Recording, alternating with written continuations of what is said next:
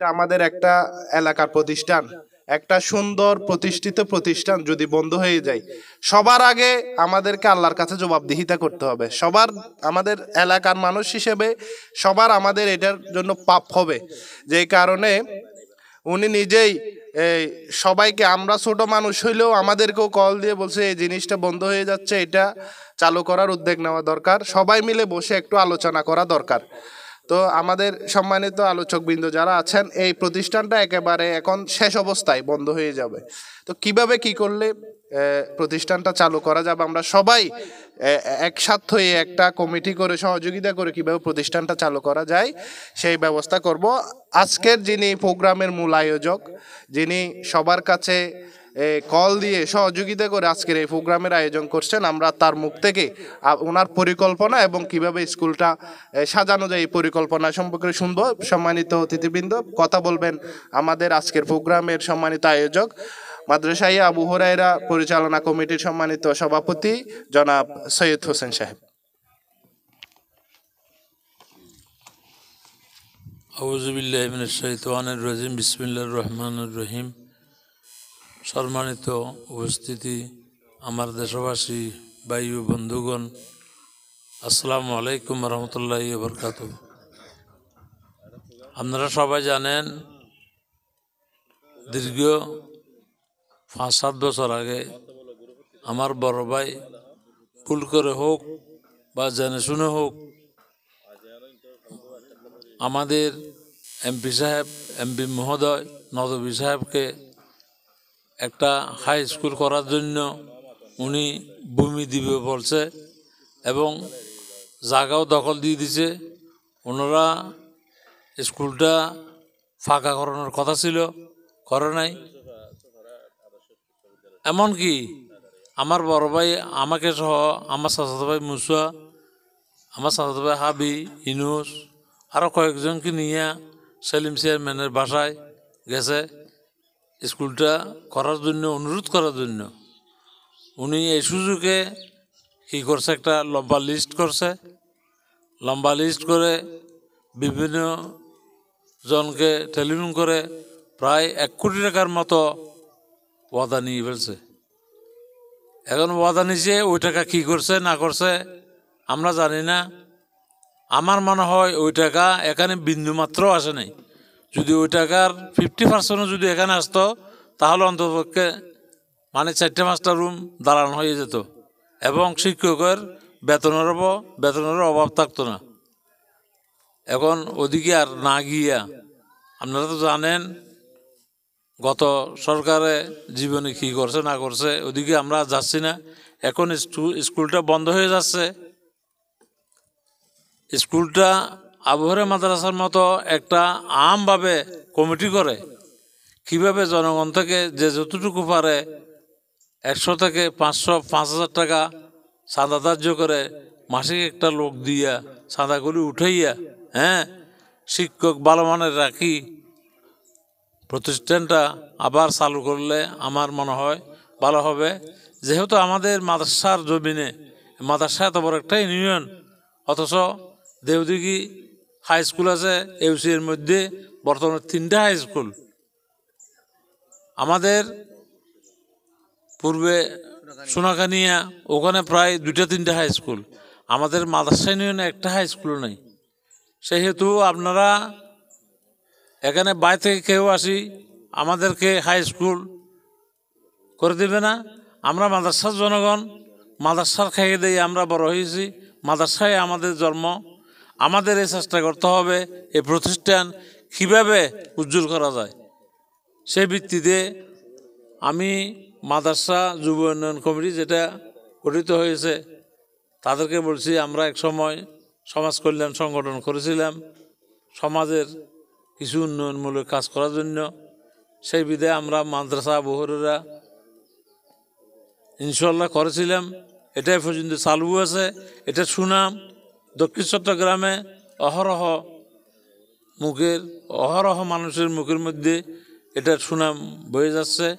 এখন আমরা মাদ্রাসাবাসী সবাই সংগঠিত হইয়া এবং যুব উন্নয়ন কমিটি যারা করছে তাদেরকে আমি বলতেছি, আমরা সমাজ কল্যাণে মাদ্রাসাটা করছি, এখন আপনারা হাই স্কুলটা করেন। জাফর ভাই আমাকে আশ্বাস দিছে, আমরা যুব উন্নয়ন কমিটি যারা করছি আমরা অন্তত 50% দিব, আর মাদ্রাসার জনগণ যারা আছে তাদেরকে 50% টাকা পয়সা চাঁদা দিতে হবে, তাহলে এই স্কুল করা কোনো ব্যাপার থাকবে না। এই বলে আমার সংক্ষিপ্ত কথা শেষ করলাম।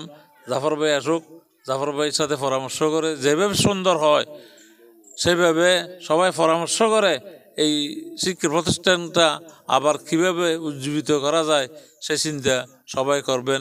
ওমা তৌফিক ইল্লা বিল্লাহ। আসসালামু আলাইকুম রহমতুল্লাহি ওয়া বারাকাতুহু। ধন্যবাদ সম্মানিত অতিথিকে। এই পর্যায়ে আমাদের এই প্রতিষ্ঠানটা কিভাবে আমরা করলে চালু করতে পারি এই বিষয়ে পরামর্শমূলক কথা বলবেন, পরামর্শমূলক বক্তৃতা দেবেন আমাদের মাদ্রাসায় আবু হুরায়রা রাদিয়াল্লাহু তাআলা আনহুর পরিচালনা কমিটির সম্মানিত সদস্য জনাব ফজল করিম মেম্বার।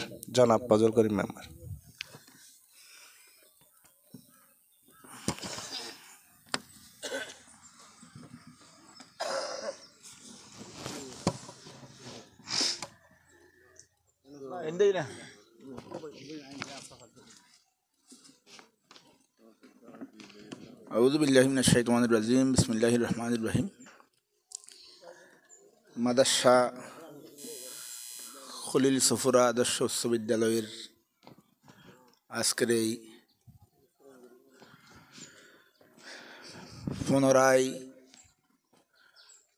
চালু করার বিষয় নিয়ে আজকের এলাকাবাসীর সাথে যে মত বিনিময়ের অনুষ্ঠান, আজকের এই মত বিনিময় অনুষ্ঠানের সম্মানিত সভাপতি, আজকের এই অনুষ্ঠানের সম্মানিত প্রধান উদ্যোক্তা এবং এই স্কুলের সাথে অতীত থেকে যারা জড়িত ছিলেন, সূচনা লগ্ন থেকে যারা জড়িত ছিলেন এবং এই মাদ্রাসাতে এই খলিল সফুরা আদর্শ উচ্চ বিদ্যালয় যেটা প্রতিষ্ঠিত হয়েছে, এই ধরনের একটি উচ্চ বিদ্যালয় মাদ্রাসাতে প্রতিষ্ঠিত হোক, সঠিকভাবে কার্যক্রম পরিচালিত হোক, মাদ্রাসাতে একটি উচ্চ বিদ্যালয় আছে সেটা আমরা বাইরে পরিচয় দিতে পারি, এই বিষয়টা যারা আন্তরিকভাবে কামনা করেন সে উদ্দেশ্যে যারা আজকে এই অনুষ্ঠানে উপস্থিত হয়েছেন আমার প্রিয় মাদ্রাসার সচেতন ভাই বন্ধুগণ, আসসালামু আলাইকুম রহমতুল্লাহ। সম্মানিত উপস্থিতি, আজকে আমরা যারা এই অনুষ্ঠানে এসেছি আমরা প্রত্যেকেই এখানে কেন আমাদেরকে দাওয়াত করা হয়েছে, আমরা কেন এসেছি সবাই জেনে শুনে এসেছি। একটি প্রতিষ্ঠান আজ থেকে 5 বছর আগে প্রতিষ্ঠা হয়েছে, যে কোনো কারণে হোক, ভুল প্রসেসিংয়ের কারণে হোক, অন্য কোনো কারণে হোক, বর্তমান প্রতিষ্ঠানটি অচল অবস্থায় রয়েছে।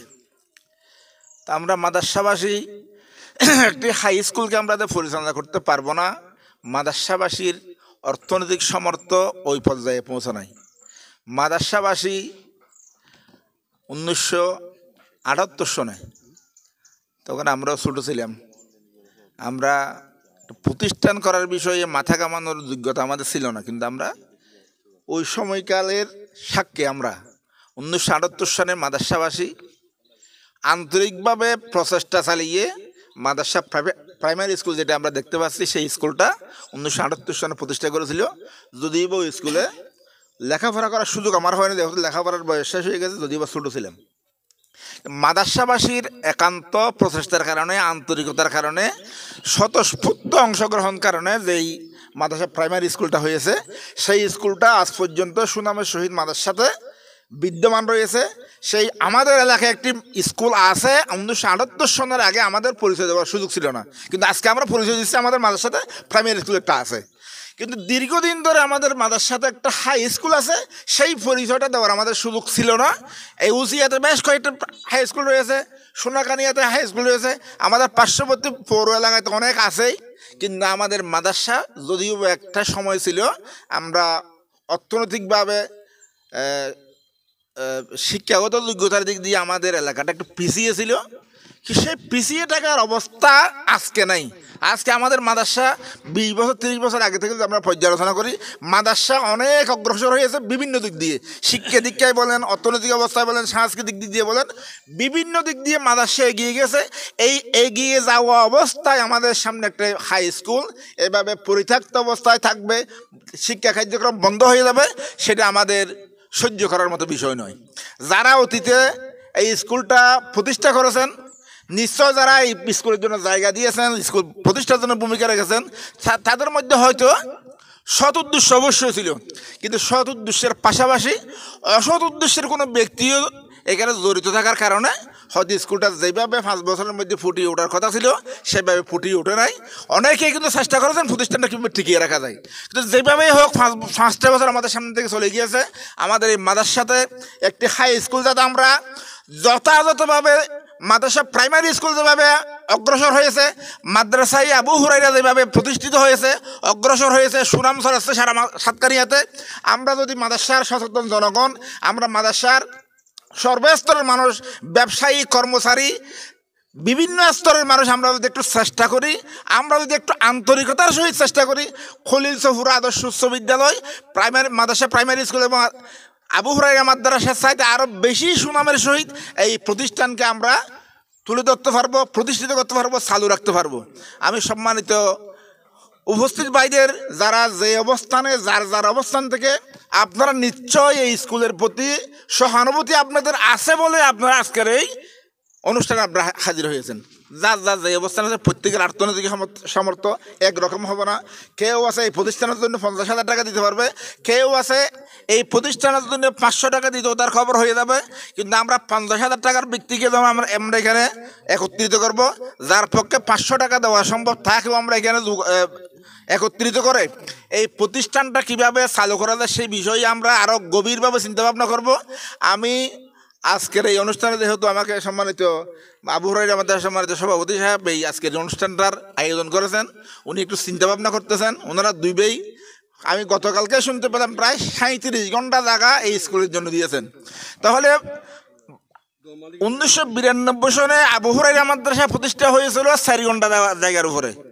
4 ঘন্টা জায়গার উপর যদি আবু হুরাইরা মাদ্রাসা প্রতিষ্ঠা হয়ে আজকে আবু হুরাইরা মাদ্রাসার কর্মকাণ্ড এতটুকু পৌঁছতে পারে, যে স্কুলের উদ্বোধনীতে 37 ঘন্টা জায়গা পায়, সেই স্কুল তো এইভাবে বসে থাকার কথা নয়, পরিত্যক্ত অবস্থায় থাকার কথা নয়। তাহলে 37 ঘন্টা জায়গা দেওয়ার মালিক, জায়গার 2জন মালিক এখানে আমাদের সামনে উপস্থিত হয়েছেন। সেই 37 ঘন্টা জায়গার উপর ভিত্তি করে আমাদের মাদ্রাসাবাসীর প্রচেষ্টায় আমরা আশা করি এই স্কুলকে আমরা সুন্দরভাবে উন্নত মানের একটি স্কুল হিসেবে আমরা পরিচালনা করতে পারবো। সেই পরিচালনার বিভিন্ন কৌশলের অংশ হিসাবে আমি ছোট মানুষ হিসাবে আমি 2-1টা পরামর্শ রাখতে চাই। আমরা আজকে এই মাদ্রাসাতে যে অনুষ্ঠানটার আয়োজন করেছি, বিভিন্ন জনকে আমরা সিঁড়ি দিয়ে দাওয়াত করেছেন। আমরা যাদের কাছে সিঁড়ি পৌঁছেছে সবাই হয়তো আসেন নাই। আমাদের মাদ্রাসাবাসী যেহেতু মাদ্রাসার অসংখ্য মানুষ চট্টগ্রামে ব্যবসা বাণিজ্যতে আছেন, আমি আজকের অনুষ্ঠানের উদ্যোক্তাদেরকে আমি আহ্বান রাখবো, আমরা আজকের বৈঠকটা যেমন আমরা করেছি, চট্টগ্রাম শহরে গিয়ে আমরা কোনো একটা নির্দিষ্ট ভালো একটা প্লেসের মধ্যে আজকে যেমন আপনারা অনুষ্ঠান করার জন্য কিছু টাকা পয়সা খরচ করছেন, সেইভাবেও কিছু টাকা পয়সা খরচ করে চট্টগ্রাম শহরে একটি অনুষ্ঠানের আয়োজন করে মাদ্রাসার কোনো মানুষ, কোনো শ্রেণীর মানুষ, শুধু এই মাদ্রাসা নয়, পুরো একেবারে গ্রেটার মাদ্রাসা, পুরো মাদ্রাসা থেকে আমরা গণ্যমান্য ব্যক্তিগণ, বিত্তশালী ব্যক্তিগণ, সচেতন ব্যক্তিগণ, শিক্ষা অনুরাগী ব্যক্তিদেরকে আমরা দাওয়াত করে চট্টগ্রাম শহরে যদি আমরা একটা অনুষ্ঠান করি, সেই অনুষ্ঠানের মাধ্যমে আমরা কার কাছ থেকে কী সহযোগিতা পেতে পারি, কার কাছ থেকে কী পরামর্শ পেতে পারি, এই স্কুলটাকে এগিয়ে নিয়ে যাওয়ার জন্য, সুন্দরভাবে প্রতিষ্ঠিত করার জন্য চট্টগ্রাম শহরে একটি অনুষ্ঠান করে মাদ্রাসার সর্বস্তরের মানুষকে দাওয়াত করে সেখান থেকেও আমরা তাদের কাছ থেকে পরামর্শ নেব, তাদের আর্থিক সহযোগিতা নেব, তাদেরকে শারীরিকভাবে এই প্রতিষ্ঠানে যাদের পক্ষে জড়িত থাকা সম্ভব হয় তাদেরকে আমরা খোঁজ করে চট্টগ্রাম শহরে একটি অনুষ্ঠান করার জন্য আমি অনুরোধ জানাচ্ছি। এবং আজকে যারা আসছেন, যারা এই প্রতিষ্ঠানের প্রতি আন্তরিকতা রেখে আসছেন, আমি আশা করব আপনারা এই প্রতিষ্ঠান আজকের পর থেকে যে সমস্ত কার্যক্রম চালানো হবে, প্রত্যেকটি কার্যক্রমে আমরা যার যার অবস্থান থেকে যার যার সামর্থ্য অনুযায়ী যার যার যোগ্যতা অনুযায়ী আমরা এই প্রতিষ্ঠানের জন্য ভূমিকা রাখবো। যদি আমরা সবাই আন্তরিকতার সহিত এই প্রতিষ্ঠানের জন্য আমরা ভূমিকা রাখি, আশা করা যায় মাদ্রাসা খলিল চৌধুরী আদর্শ উচ্চ বিদ্যালয় যেমন নাম দেওয়া হয়েছে আদর্শ উচ্চ বিদ্যালয়, সে পুরো সাতকানিয়াতে আমরা এই স্কুলের আদর্শকে আমরা তুলে ধরতে পারবো। আমি সম্মানিত উপস্থিত ভাইদেরকে এই স্কুলের জন্য আন্তরিকভাবে চেষ্টা করে আন্তরিকতার সহিত এই স্কুলের কার্যক্রমের সাথে জড়িত থাকে, এই স্কুলকে যাতে আমরা সুন্দরভাবে গড়ে তুলতে পারি সে বিষয়ে প্রত্যেকে ভূমিকা রাখবেন এই আশাবাদ ব্যক্ত করে সবার সুস্বাস্থ্য এবং দীর্ঘায়ু কামনা করে আমি আমার সংক্ষিপ্ত বক্তব্য এখানে শেষ করলাম। আসসালামু আলাইকুম রহমতুল্লাহ।